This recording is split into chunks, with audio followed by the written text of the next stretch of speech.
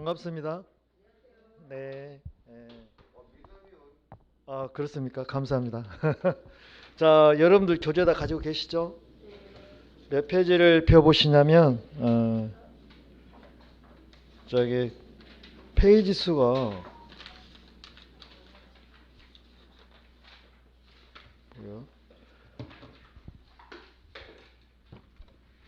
81페이지 한 장 넘기면 2과목 해가지고 민법 및 민사특별법 나와 있죠. 파란 걸로 2과목 해가지고 나와 있습니까? 그러면 파트 1이 민법 총칙이고, 파트 2가 물권법이고, 파트 3이 계약법이고, 파트 4가 민사특별법이죠. 그러면 자, 민법 및 민사특별법에서 몇 문제가 출제가 됩니까? 지난 시간에 했어. 몇 문제? 40문제.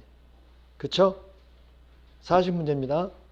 그러면 자, 우리 제목이 민법 및 민사특별법. 그러면 민법은 특별법이에요, 일반법이에요? 일반법이에요. 일반법. 일반법이니까 대한민국 국민이면 누구나 다 적용하는 거예요. 일반법은. 특별법은요, 특별한 사람만 적용하는 거예요. 특별한 사람만. 그래서 주택임대차 하면은 주택에 대해서 임대차 하는 사람만 여기에 적용받는 거예요. 특별법이 첫 번째, 자, 주택임대차. 그러면 주택임대차는 사람이 숨쉬고 사는 건물이잖아요. 그래서 뭐 단독이 됐든 공동은 이제 아파트가 연립 이런 게 되겠죠. 어떻든 간에 주택에 대해 임대차 하면 이 법을 받는 거예요. 민법을 적용받는 것이 아니라. 이렇게 된 거예요. 우리가 벤더의 그림 그리면 이게 일반법이에요. 이게 특별법이에요. 그래서 특별법은 우선, 그러니까 아파트에 대해서 임대차 관계가 형성된 사람들은 먼저 특별법으로 일단 적용을 해요. 근데 특별법에 적용 규정이 없어요. 그러면 이제 여기 민법을 적용하겠죠. 일반법이니까. 이렇게 한다는 이야기죠. 두 개가 경합이 되면 누가 우선? 특별법 우선. 특별법은 이제 주택임대차, 그 다음에 상가임대차가 있어. 상가 건물. 그러니까 사업자 등록을 낸 사람, 이게 상가임대차 적용되는 거예요. 상가인데 사업자 등록을 안 했어. 그건 상가가 아니에요. 그 다음에 세 번째는요, 가등기 담보 등에 관한 법률이에요. 관한 법률. 가등기 담보 등에, 가등기가 뭐냐면 담보는 있잖아요. 담보. 우리가 저당권, 저당 근저당을 담보라고 이야기를 많이 들으셨죠. 그래서 갑이 을한테 돈을 1억을 빌려주는 거예요. 근데 갑은 을한테 1억을 빌려줬는데 을을 믿어요, 못 믿어요? 못 믿어요. 그래서 을의 부동산에다가 저당권을 설정하는 거죠. 그리고 만약의 경우 을이 1억을 변제를 안 하면, 변제를 안 하면 바로 법원에다가 경매해 주세요 신청하는 거예요. 임의경매 하려고 담보를 설정하는 거예요. 근데 저당, 근저당 설정하면 저당권, 근저당권 실행으로 가는 거고, 이거는 가등기를 설정하는 거예요. 그러면 보편적으로 은행에서 돈 빌려줬을 때는 근저당을 설정하잖아요. 그럼 근저당을 설정하게 되면은 빌려준 돈이 얼마고, 이자가 얼마고, 연체하면 얼마고, 이런 게 다 그 등기부에 나타나요. 누구라도 그 건물 등기부 등본을 띄워보면 그냥 알 수가 있어요. 근데 가등기는 이런 게 하나도 안 나타나. 그냥 가등기라고만 돼 있어요. 그럼 은행이 돈 빌려줬을 때는 근저당 설정하는데, 사채업자가 돈을 빌려줬을 때는 대부분 무슨 등기예요? 가등기예요. 모든 게 노출이 안 되잖아요. 그러나 가등기도 마찬가지예요. 임의경매니까 만약에 돈을 안 주면, 변제를 안 하면 가등기에 의해서 바로 이것도 임의경매 바로 법원에다 경매 신청하면 되는 거예요. 그래서 사채업자들이 주로 많이 이용해요. 이게 이 법이 왜 만들어졌냐면 취지를 말씀드리면 옛날에 사채업자들이 일반 그 영세 사업자들한테 돈 1억을 빌려줘요. 그리고 그 사업자 아파트가 보통 4, 5억 가요. 거기에다가 가등기를 설정해요. 그리고 본등기 할 수 있는 서류를 다 미리서 받아요. 그리고 한 달 뒤에 변제하기로 하고 만약에 한 달 뒤에 변제를 못하면 갑질을 못하면 내가 본등기 함세 이렇게 이임장에다 받아놔요. 그리고 변제기가 되면 지금 이 자리에 있다 해외로 여행 갑니다. 해외로 여행을 가버려요. 그리고 한 일주일, 2주에 돌아오는 거죠. 그래서 뭐라고 해요? 우리 약속했지? 변제기 변제 못하면 내가 본등기 하기로 본등기 해버려요. 그러면 본등기 하면 소유권이 넘어가 버린 거잖아. 그러니까 돈은 1억 빌려주고 부동산 4, 5억짜리 그냥 꿀꺽 했던 것들이 옛날에 엄청 많았어요. 그러다 보니까 이 중소기업을 운영하는 사람 입장에서는 억울해 안 억울해? 한 사람이요? 많은 사람이야. 많은 사람이야. 그래서 이 법을 만든 거예요. 가등기, 담보 등에 관한 법률을 만든 거예요. 이제는 가등기에서 본등기 할 수 있는 위임장 모든 걸 다 받았어도 반드시 정산해라. 즉 말해서 부동산 아파트가 5억이에요. 그럼 1억 빌렸잖아요. 4억을 반드시 주고 네가 본등기해야 그 유효지. 4억을 안 준 상태에서 본등기는 무효다라고 이 법을 만들어 버린 거예요. 그러니까 많은 영세 사업자들이 보호가 되겠어, 보호가 안 되겠어? 보호가 되는 거잖아요. 그래서 좋은 거고. 여기 주택도 마찬가지. 자, 임대차는 채권이에요. 물권하고 채권하고 둘이 싸우면 누가 웃어? 물권이 웃어. 그래서 자, 아파트 주인이 갑이 을한테 임대차를 내놓고 사업이 없다 보니까 모르게 팔고 도망가 버린 야밤도주 해본다 이 말이에요. 그러면 병이 새로운 소유자가 됐어. 아파트 소유자가. 병이 와가지고 을한테 그런 거예요. 내가 이제 이 소유 주인이니까 나가. 그러면. 그럼 임차권은 채권이니까.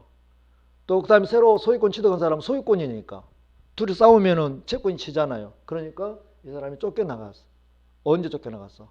엄동살아니. 그러면 살아 죽어. 어떻게 죽어? 얼어 죽어. 근데 한 사람만 얼어 죽어서 많은 사람이 얼어 죽었어? 많은 사람이 얼어 죽었다 이 말이야. 안 되겠다. 아무리 돈 있고 그건 차원 문제고 살고 봐야 될 거 아니냐. 그래서 주택임대차 보호법을 만들어 버리는 거예요. 그래서 이제는 이것도 이제 주택임대차 보호법 딱 하고 동사무소에 가서 전입신고하고 주택을 넘겨받으면 다음날 0시부터 대항력이 생겨.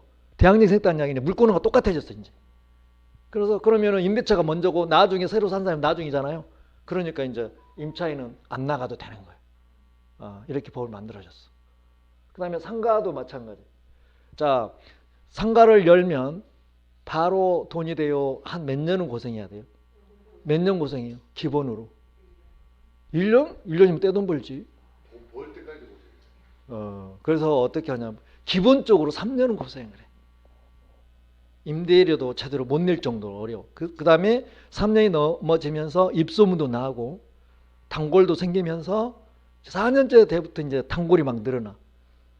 그러면 조금은 북적북적 하잖아요. 그 꼴을 임대인이 못 봐. 못 봐. 그래서 뭐라고 그래? 전방 빼 그런 거예요. 뭐 하려고? 지가 하려고. 그래서 많은 상인들이 임차인들이 쫓겨났다 이 말이에요. 그게 안 되는 거잖아요. 그래서 법을 만든 거예요. 옛날에는 5년 이내에는 내보낼 수가 없었어. 5년까지 해야 내가 투자했던 돈 번전층이 나는 거예요. 그래가지고 3년 전에 5년에서 10년으로 이제 늘어났어 지금.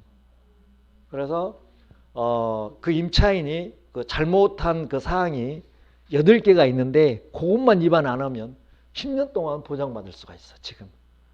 주인하고 돌아갔다가 얼른 내버리고 지가 해도 그래야 되는데 안 나가면. 그럼 안 돼요. 이제 그 임대인이 그걸 감안하고 이제 그 전방을 내놔야 돼. 세를 내놔야 돼. 그래서 이렇게 하다 보니까 이제는 여기는 얼어 죽지 않고 여기는 굶어 죽지는 않아요 이제. 그렇죠? 요거는 이제 억울하게 집 뺏기지는 않아. 정산해야 되기 때문에. 좋은 법이잖아요. 그 다음에 부동산 실권리자 등에 관한 법률이에요. 이 말은 뭔 말이냐면 부동산을 거래할 때는 반드시 뭐로 해라? 실명으로 해라. 실명으로. 우리가 예금할 때 은행 가서 예금할 때 지금 다 실명으로 하잖아요. 실명으로 하는 무효예요. 이제 실명으로 해. 그래야 이 투기를 막을 수도 있고 거래를 갖다가 양성화시킬 수 있어. 관리 감독을 할 수 있어. 국가가. 그래서 반드시 실명으로 해라. 그 다음에 자 집합 건물법이라고 있어요. 집합 건물법. 그러니까 이거는 우리 아파트 생각하면 돼. 왜냐하면 민법이 언제 만들어졌냐면 1958년도 제정을 해서 1960년 1월 1일부터 시행을 했다고. 그러니까 지금 몇 년도예요?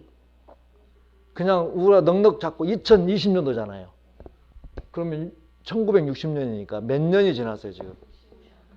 내 나이하고 비슷하게 지내. 그렇습니까? 60년이 지났다고. 그러면 법이라는 거는 우리 생활하고 같이 공감대를 형성하면서 맞물려 가야 법으로서 효용성이 있는 거예요. 실효성이 있는 거예요.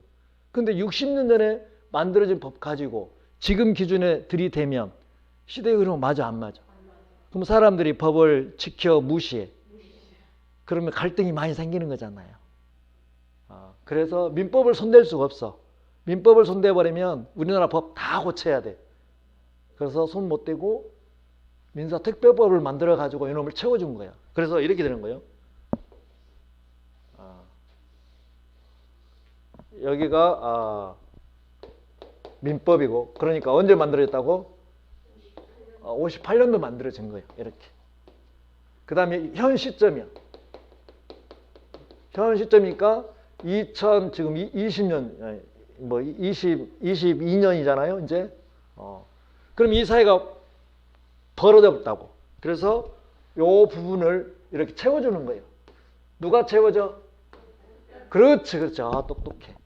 민사특별법에 이렇게 채워주는 거야. 그러니까 이제 연결이 되는 거예요. 가교가 되는 거예요.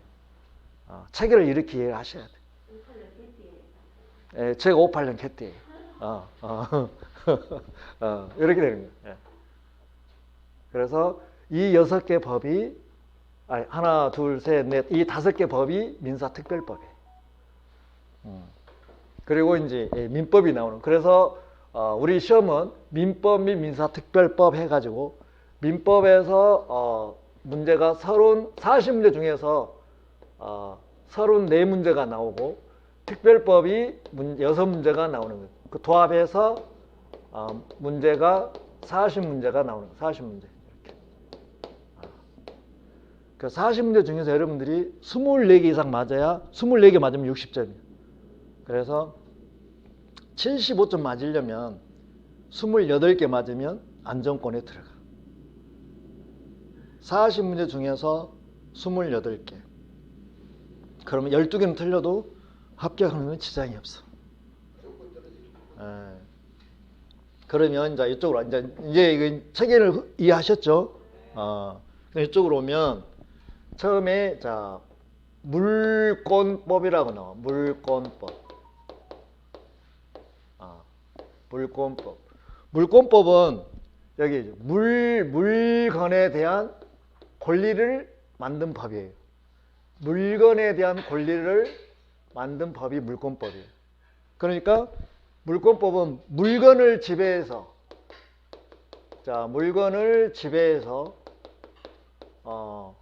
모든 어떤 그 이득을 얻는 거예요. 이게 물권법이에요. 물건에 관한 법이에요. 그 다음에 여기 하나가 채권법이라고 나와요. 채권법. 채권법은 물건이 아니라 사람에 대한 권리예요. 사람에 대한 권리.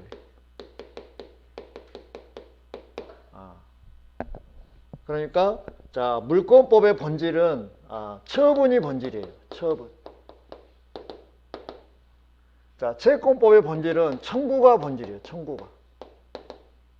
자, 여기 갑니다. 갑은요, 자, X 토지가 있어요. 지금 시장 가격이 지금 5억이에요. 근데 갑이 무엇이가 필요해요? 돈이가 많이 필요해요. 4억이 필요해요. 그럼 어째요? 이걸 갖다 뭐 하면 돼요? 팔아버리면 되는 거예요. 팔면 되는 거예요. 처분하면 되는 거잖아요. 그래서 갑은 이 토지를 갖다가 나중에 돈이 필요할 때 처분하려고 이 토지를 지금 가지고 있는 거예요. 소유하고 있는 거죠. 그러니까 물권은 물건을 직접 지배해서 내가 만족을 얻는 거예요. 그래서 처분이 본질이라고. 만약에 물권인데 처분 못하게 만들어버리면 물권으로서 기능한다 못한다? 못한다 그 말이에요. 그 다음에 자, 채권은요, 청구가 본질인데 이런 겁니다. 자, 을은 돈이가 필요해서 친구 갑으로부터 자, 1억에 대한 금전소비대차. 자, 금전소비대차. 자, 금전소비대차 법률 용어고 이걸 우리나라 말로 풀었으면 돈을 빌렸다 이 말이에요. 돈을 빌려주고 빌려받는 것이 돈이 금전이잖아요. 금전. 빌리고 빌려받고 받아 내가 소비했어. 그러니까 을이 돈이 필요해서 갑으로부터 1억을 빌려가지고 자기가 필요한데 1억을 소비해버렸어. 먹어버렸어. 그리고 1년 후에 갚기로 했다면 1년 후에 내가 을이 1억을 만들어서 갑한테 갚아주면 되는 거예요. 그러면 갑은 채권자 채무자 이렇게 갔으니까 갑은 채권자의 채무자예요. 채권자. 아무리 뭐 민법 초보를 할지 이건 알겠지. 을은 채권자의 채무자예요. 채무자. 그래서 자, 채권은요, 갑이 을한테 1억에 대한 채권을 가지고 있죠. 그럼 변제기가 되면, 자, 변제기가 도래하면 당연히 을은 의무 있는 사람이니까 갑한테 1억을 변제를 해야 돼요. 갚아야 돼요. 변제기가 되면. 근데 안 갚는 거예요. 그러면 어째요? 갑은 을한테 빨리 1억을 주세요. 뭐 하는 거예요? 청구하는 거예요. 그래서 채권은 청구가 본질이에요.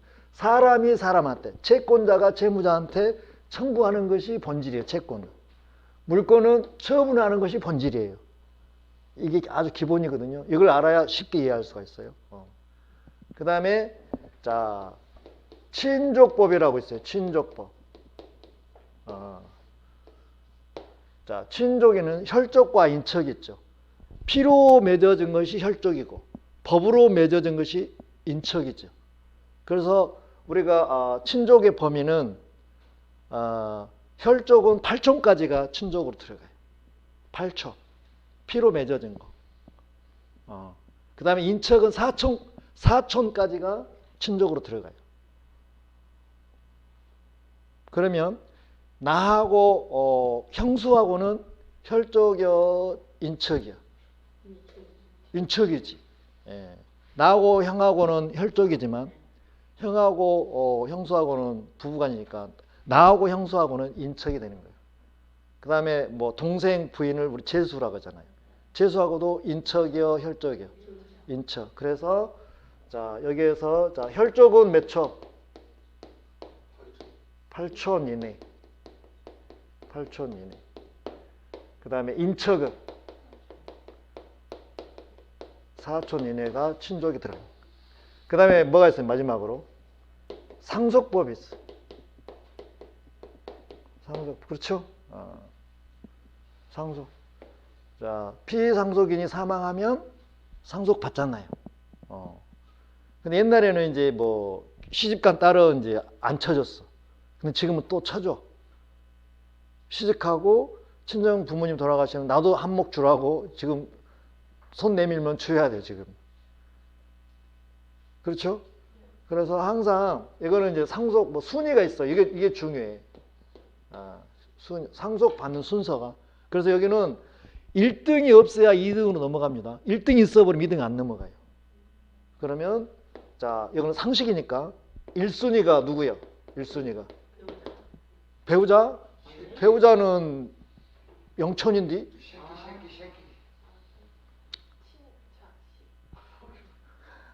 하여튼 직계 비속이 1순위. 직계 비속. 그래 나를 기준으로 해서 아들이 뭐예요? 비속. 아니 나를 기준 밑으로 내려가는 건 비속이라니까. 그러면 아들하고 나하고 1촌이지. 아들이 없어. 손자가 있어. 손자가 몇 초? 2초. 이게 없는 거야. 그러면 위로 올라가는 거야. 그럼 2순위가 뭐예요? 2순위가 직계 존속이요. 자 이제 민법 공부하니까 알아야 됩니다. 직계 존속. 그러니까 나를 기준해서 이렇게 올라가면 아버지가 안 계셔. 근데 할아버지 계시잖아요. 그럼 아버지하고 나하고는 1초. 나하고 할아버지 몇 초? 2초. 직계만 따진 거예요. 직계. 그 직계 비속이 1순위, 직계 존속이 2순위. 그 다음에 3순위는요. 자, 4촌 이내. 이거는 이제 반계가 되겠죠.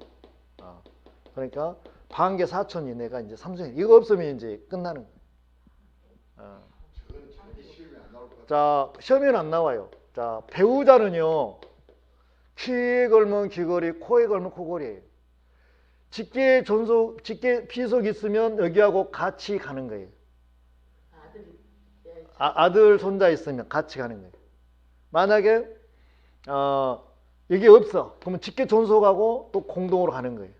근데 여기 애들은 1을 가질 때 여기 배우자는 1.5를 가져요.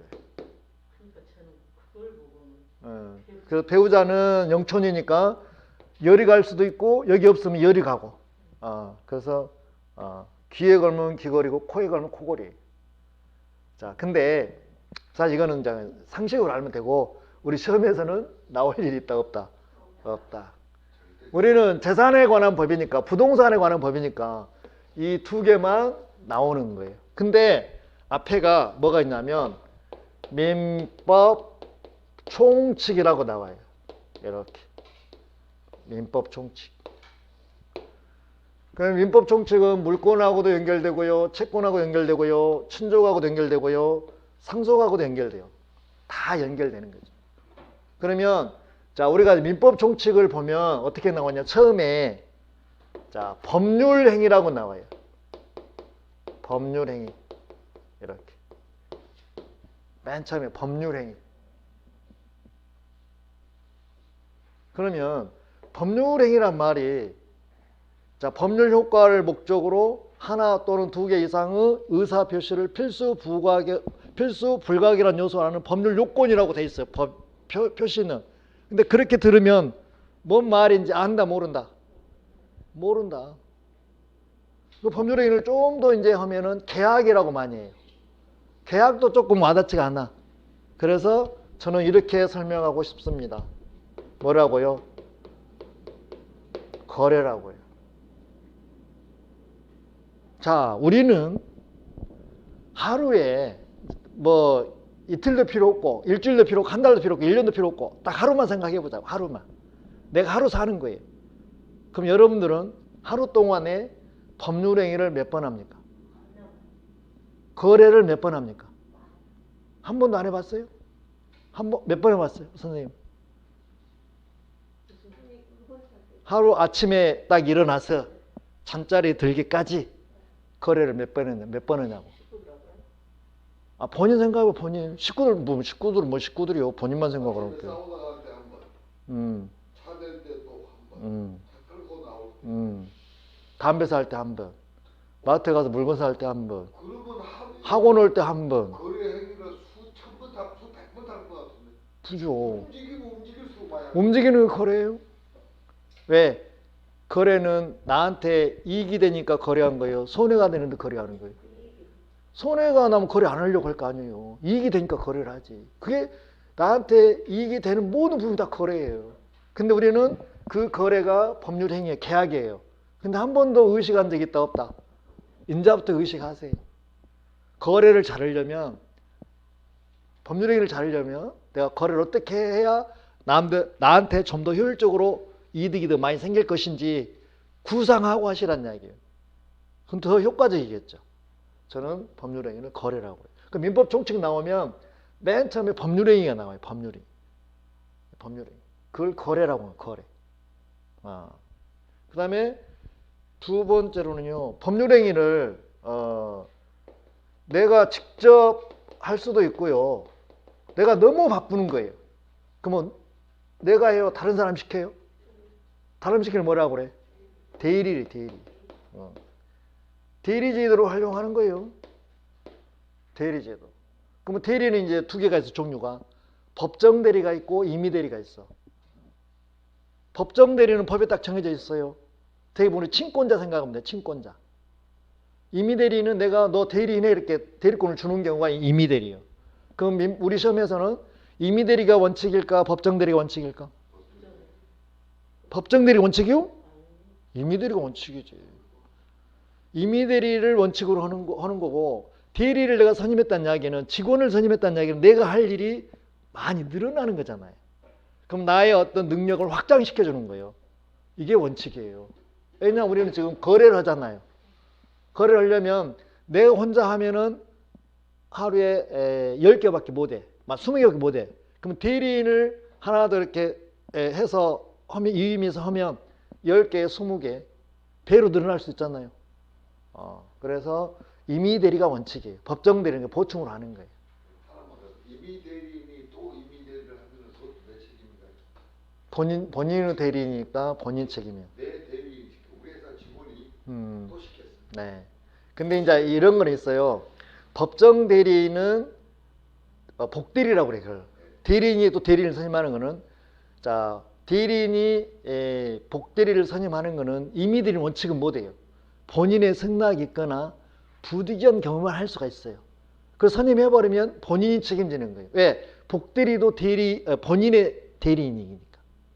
대리인이 대리인이 아니라 본인의 대리인이 복대리도. 근데 법정 대리는 복대리 선임하는데 제한이 없어요. 나중에 가서 할 건데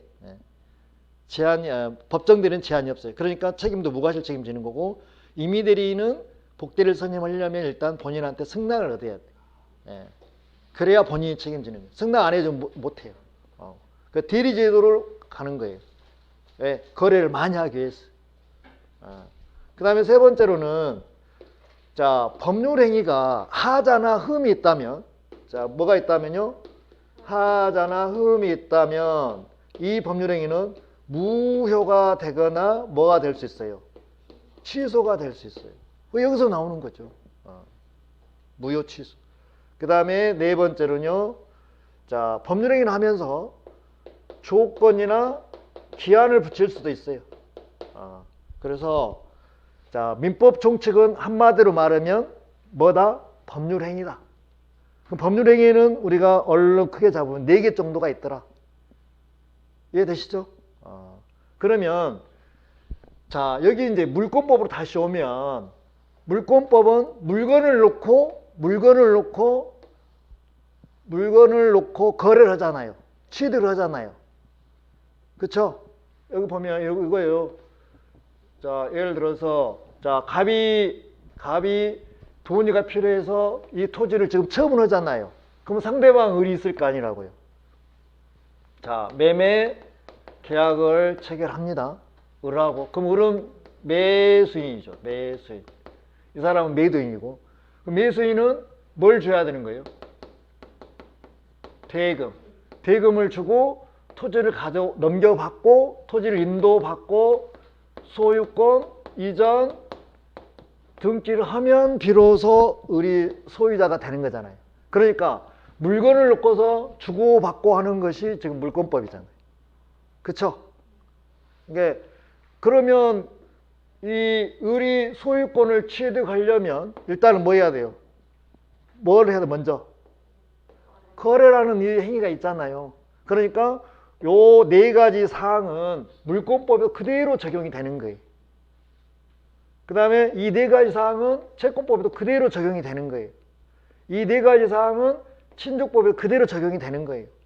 이 4가지 사항은 상속법에 그대로 적용되는 거예요. 그러니까 이쪽은 우리가 수학할 때 공통수학을 배우고 수학 1, 수학 2 이렇게 배우는 거잖아요. 그렇게 생각하면 돼요. 이거는 공통수학이에요. 이거는 수학 1, 수학 2, 수학 3 이렇게 가는 거예요. 그렇죠? 그럼 우리는 이제 이건 우리 시험범위 아니니까 이게 수학 1, 수학 2 공통수학. 여기서 이제 우리가 몇 문제 나오냐면 딱 10문제가 나와요. 10문제. 그래서 물권법에서 14문제가 나와요. 14문제. 그 다음에 자 채권법, 계약법에서 10문제가 나와요. 10문제. 그러면 10문제, 10문제, 14문제 몇 문제? 봐봐 몇 문제? 34문제. 34문제. 그리고 특별법이 몇 문제? 특별법이 6문제. 도합해서 40문제가 나오는 거예요. 이렇게 체계를 잡으시라고. 자, 먼저 민법하고 민사특별법 분류하시고 두 번째로 와서 민법 총칙하고 물권법하고 채권법하고 이렇게 관계를 잡으시면 일단 체계는 잡았어요. 그러면 그 맨 앞에 이 과목 해가지고 민법 총칙 옆에다가 10문제 써. 10문제. 그 다음에 물권법 14문제. 그 다음에 계약법 10문제. 민사특별법 몇 문제? 6문제. 한 장을 넘겨봐 이제. 그러면 이제 자 씹어먹는 용어 정리라고 과격하게 써놨어. 이 용어를 알아야 이제 여러분들이 내용을 이해할 수가 있어.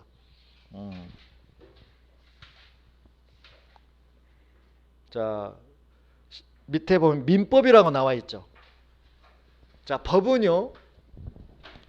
페이지를 못 찾으십니까?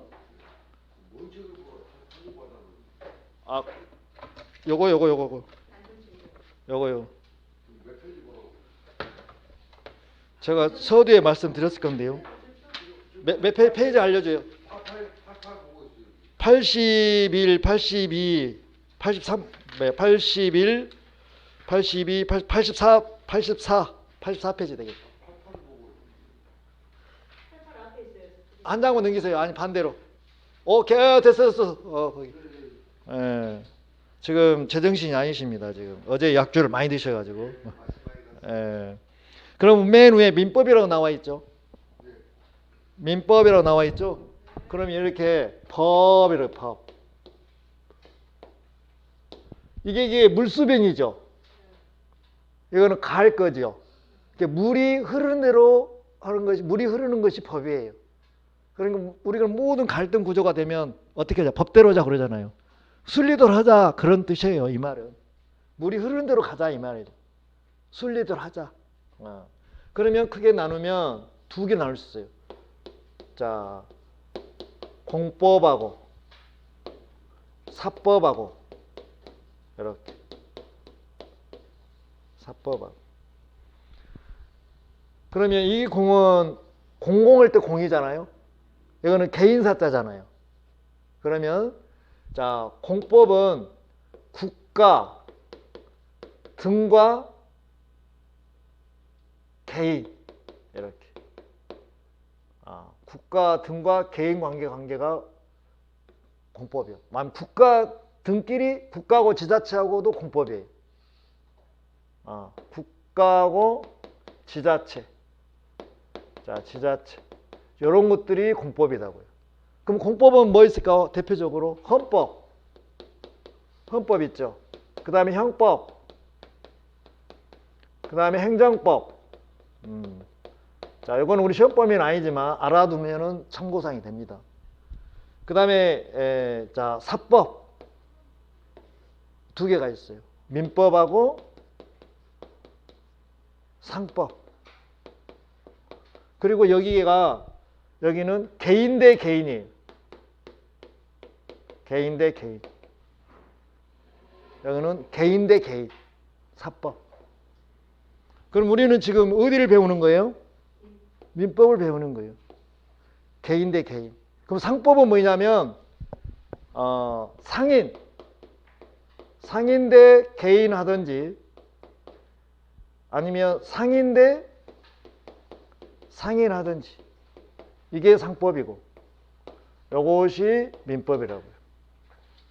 그럼 민법은 방금 설명했다시피 민법 총칙, 그 다음에 물권법, 채권법. 이거는 우리는 재산법이라고 그래요. 재산법.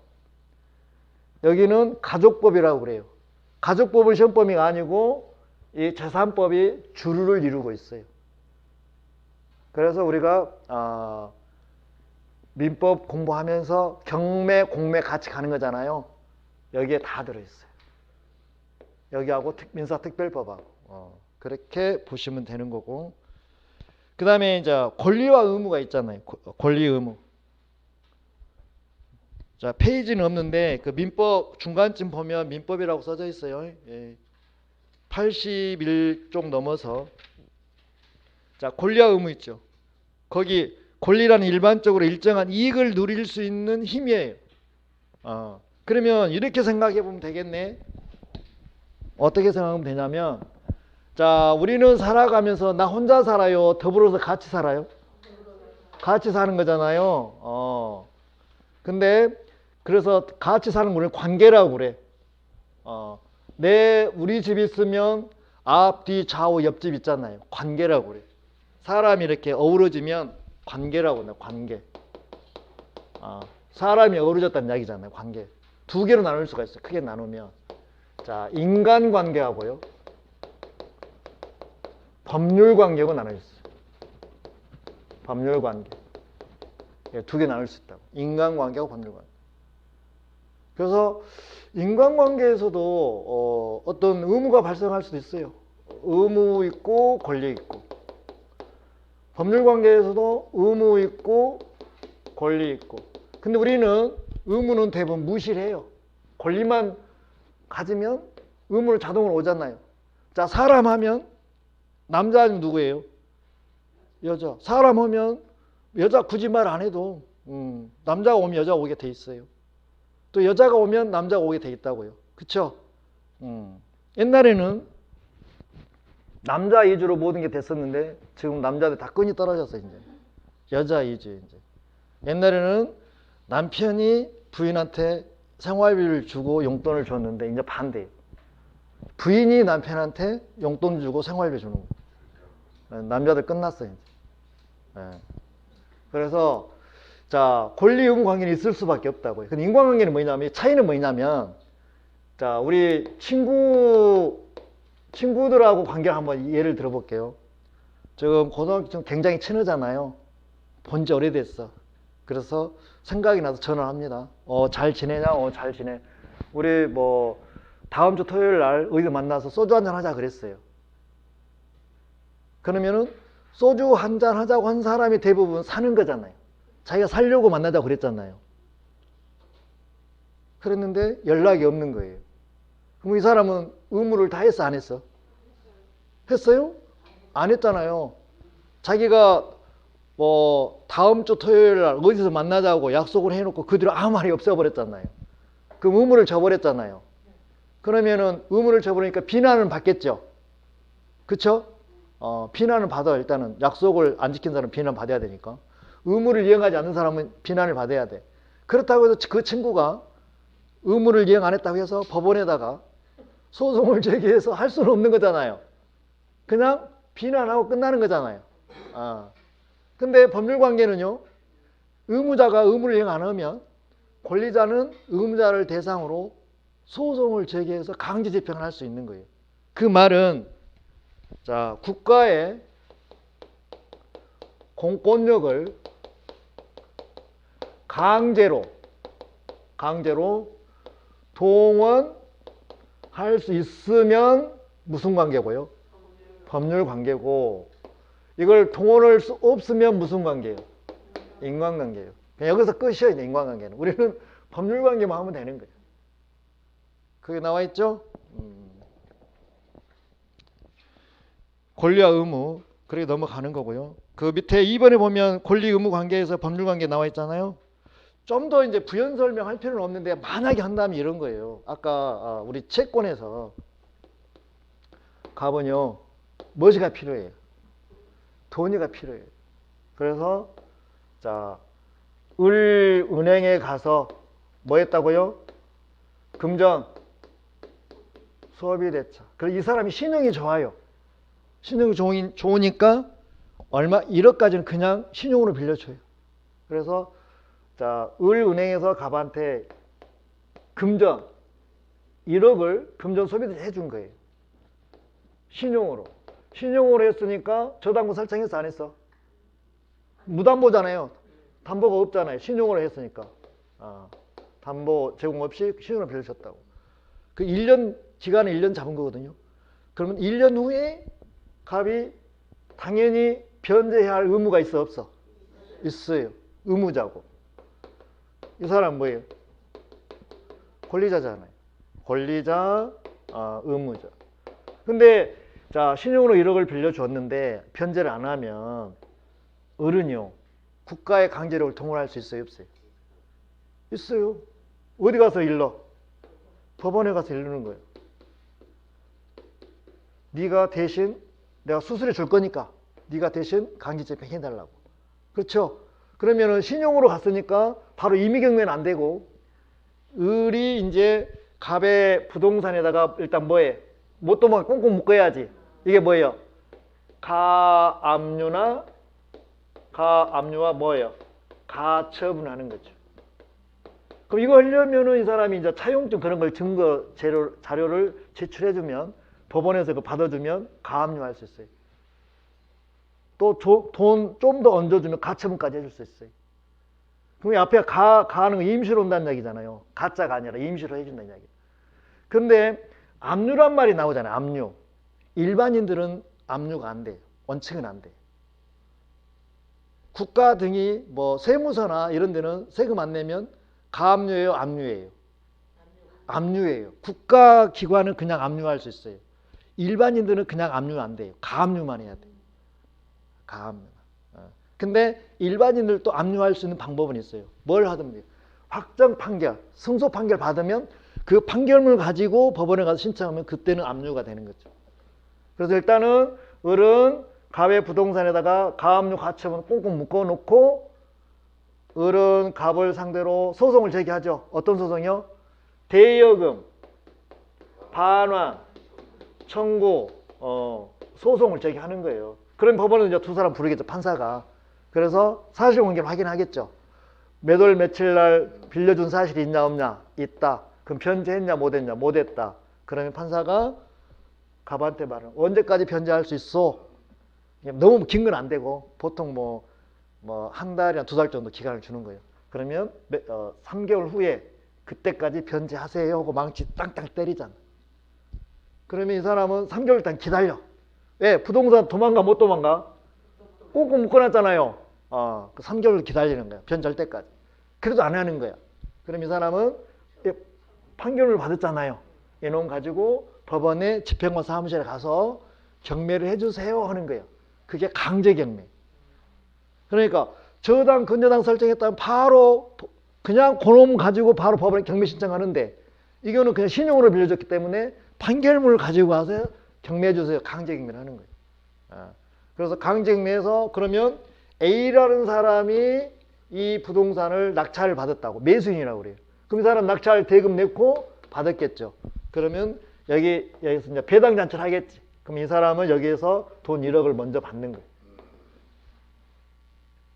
그러니까 법률 관계는 권리자가 의무자를 상대를 해가지고 국가 강제력을 동원해서 자기 목적을 달성하는 거예요. 이게 무슨 관계? 법률 관계. 인과관계는 그렇게 된다, 안 된다? 안 된다. 비난만 받을 뿐이다. 오케이? 갑이 아무것도 없어. 어디에서 아무리 받으라도 갑이 신용으로 빌려줘. 갑이 아무것도 없어. 그러면 처음에 갑이 지름으로 된 게 하나도 없어. 생각해 보세요. 아무것도 없으면 이 사람이 빌려줬겠어요? 빌려줄 수가 있어. 속아가지고? 아니 속은 게 아니라. 네. 왜냐면 신용관계는 아무 하자가 없어 나같이. 근데 상을 빌려줬어. 근데 나는 법인이 객체. 그러면 이제 진도 나가야 되니까. 법인에서 법인한테 물어. 나는 그 책임이 없는 거야. 그러면은요, 어른요, 이 사람 돈 생길 때 기다리면 되는 거예요. 그러지. 기다리면 되는 거고, 이게 1억이 이제 채권이다 보니까 이게 소멸시효가 있어요. 그래서 보통 일반 채권 10년이니까 10년 지나버리면 없어져 버리거든요. 그러면 10년이 되기 하루 전까지만 내용 통지 보내면 돼요. 아니면 등기 우편으로 최고장 보내면 돼요. 언제까지 갚으라고. 그럼 그때부터 다시 뭐예요? 10년. 그렇게 해서 채권장 보내고 또 보내고 그래갖고 한 20년 기다려. 돈 생길 때까지. 그냥 죽을 때까지 내 이름으로 돈 한 푼도 없어. 예, 그래서 30원 보증서부로. 그래서 자, 을은 일단은 갑한테 1억을 빌려줬죠. 근데 갑의 책임자 하나도 없어져 버렸어요. 부도 나가지고. 그러더라도 을은 손해 봤어요? 손해 안 봤어요? 손해 봤습니까? 빌리고 못 받아 못 받고. 그래서 이걸 여러분들 생각을 바꿔야 돼. 지금 이 사람이 무일푼이 됐어. 1억 받을 거 있어. 그래서 계속 어떻게 찾았어. 그랬더니 다리 밑에 가만히 깔고 누워 있어. 그러면 을은 1억 손해 봤다 안 봤다? 손해 봤다 하면 안 되는 거야. 손해 안 봤어. 왜? 이 사람이 돈 생길 때 기다리면 되는 거예요. 손해 본 거는 민사소송법에서 손해 본 거고 민법에서는 손해 안 본 거예요. 왜? 1억을 받을 수 있는 채권이 있기 때문에. 언제까지 죽을 때까지 받아야 돼요? 그러면은 못 받. 아, 죽으면 못 받아요. 상속인한테 받으면 되죠. 상속인이 어떻게 하냐? 상속 포기. 우리는 유산 상속 포기 같은 미리 받아. 원장님, 저 선생님이요. 학원 말만 잘 들으면 학교 가고 학원 선생님 말만 잘 들으라고 했는데. 그 말은 틀린 이야기는 아니에요. 근데 계속 아, 말하는데. 물어보는 거야. 그래서 이제부터 첫날이니까 이게 막 그 진도 흐트러지고 하니까 질문은 가급적이면 쉬는 시간에 해주시고 수업 시간에는 대답만 해주시면 돼요. 경험이니까. 자, 이렇게 간다 이 말이에요. 절대 손해난 거 아닙니다. 민법상으로는. 그러니까 여러분들이 이제 그 감정이 들어가다 보니까 답을 못 고르는 경우가 많게 있기 때문에 그 이야기를 해주는 거예요. 민법에서는 받을 채권이 있으면 절대 손해는 아니에요. 나중에 받으면 되니까. 이렇게 해야 여러분 답을 쉽게 고를 수가 있지. 여기에 내 감정이 들어가면 오늘 불쌍해서 어쩔까? 손해 와버렸네 하면은 답이 옆으로 새어버린다 이 말이에요. 그거. 그 다음에 자 물권, 채권 했고요. 그 다음에 물권과 채권 비교도 다 했어. 물권은 어느 누구한테라도 권리를 주장할 수 있어. 즉 갑이 이 토지를 가지고 있잖아요. 이 X토지 소유자 갑이잖아요. 갑은 이 세상 어느 누구한테도 이 토지는 내 거야 이렇게 주장할 수 있는 거라고. 그죠? 그러니까 절대적이요. 그리고 자기가 돈이 조금 필요하면 은행 가서 금전소비대차하고 저당권 설정하면 되는 거고 돈이 많이 필요하면 양도 처분해보면 되는 거예요. 왜? 물권은 본질이 뭐니까? 처분. 이게 진짜 중요해. 물권은 본질이 처분이에요. 그래서 절대적이에요. 어느 누구한테 다 주장할 수가 있어. 그 다음에 대세적이에요. 그 다음에 밑에 보면 자 채권 나와 있죠. 채권. 채권은 절대적이에요. 상대적이에요. 상대 여기 보세요.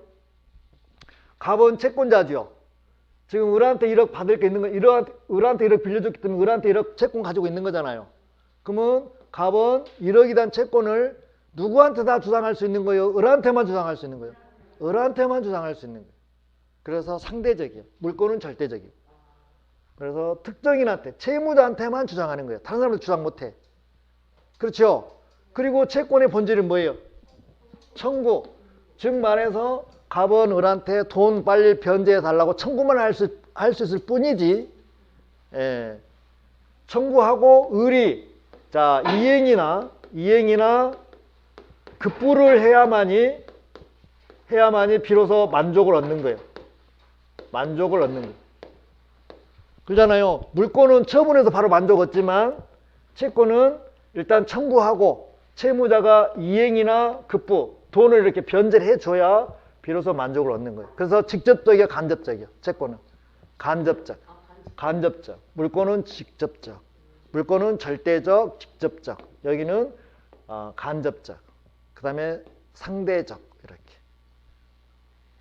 그 다음에 물권하고 채권하고 대립하면 항상 대부분 물권이 원칙이지만 채권도 물권화 되는 경우가 있어요. 어떤 경우냐면 이쪽에 지어져 버렸네.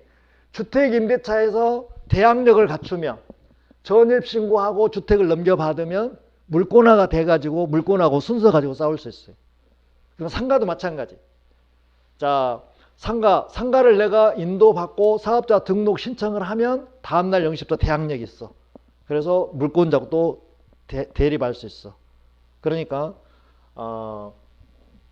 채권하고 물권하고 경합하며 충돌하며 물권이 우선이지만 채권도 대항력을 갖추면 둘이 같은 물권화가 돼서 그때는 순서 가지고 싸우는 거예요. 그래서 고수톱에서 2등은 필요 있어 없어? 2등. 고수톱에서 2등. 고수톱 안 쳐서 몰라? 안 쳐봐서 모르겠어. 2등 필요 없어요. 1등만 존재할 뿐이에요. 물권도 마찬가지. 1등만 존재할 뿐이에요. 1등이 즉 말해서 1번 저당권자가 다 만족하고 남은 것이 있어야 2번은 넘어가지. 남은 것이 없으면 2번 넘어간다, 안 넘어간다? 안 넘어간다. 그래서 우리가 이제 앞으로 계속 공부할 때 물권, 등기는 절대 2등이 필요 없다. 1등만 존재. 차 먼저 계산 다 해요. 순서에 의해서. 그래서 이 차로 와도 남으면 넘어간다, 안 남으면 안 넘어가. 끝 그냥. 그래서 1등만 존재해. 물권하고 등기는 1등만 존재합니다.